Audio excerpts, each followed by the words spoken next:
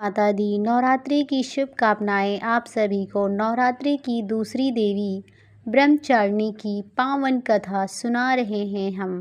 माँ दुर्गा की नौ शक्ति का दूसरा स्वरूप ब्रह्मचारिणी का है। यह ब्रह्म का अर्थ तपस्या से है। माँ दुर्गा का यह स्वरूप भक्तों और सिद्धियों को अनंत फल देने वाला है।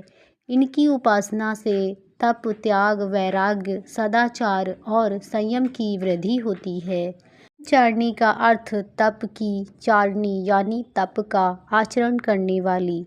देवी का यह स्वरूप पूर्ण ज्योतिषमय और अत्यंत भव्य है। इस देवी के दाएं हाथ में जप की माला है और बाएं हाथ में कमंडल धारण किए हुए हैं।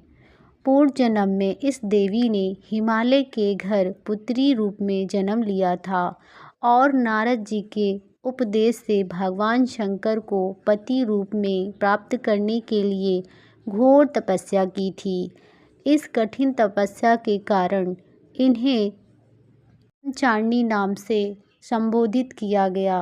1000 वर्ष तक उन्होंने केवल फल फूल खाकर बिताए और 100 वर्षों तक केवल जमीन पर रहकर निर्वाह किया।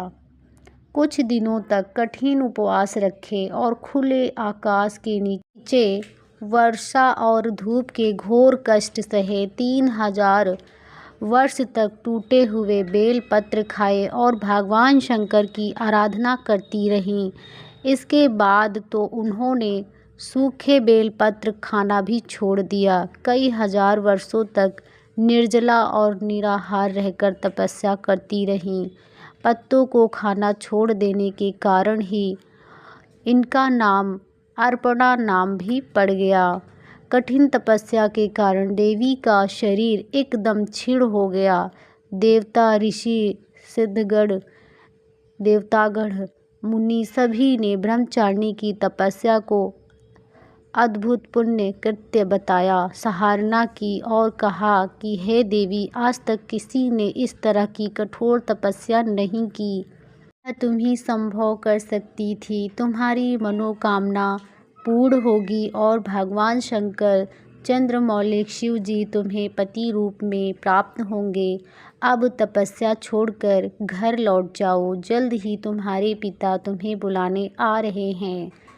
इस देवी की कथा का सार यह है कि जीवन के कठिन संघर्षों में भी मन विचलित नहीं होना चाहिए। माँ ब्रह्मचारिणी देवी की कृपा से सर्व सिद्धि प्राप्त होती है। दुर्गा पूजा के दूसरे दिन देवी के इसी स्वरूप की उपासना की जाती है। नवरात्रि के 9 दिनों की कथा सुनने के लिए हमारे चैनल को सब्सक्राइब करें। कमेंट बॉक्स में दिल से जय माता दी अवश्य लिखें, लाइक करें।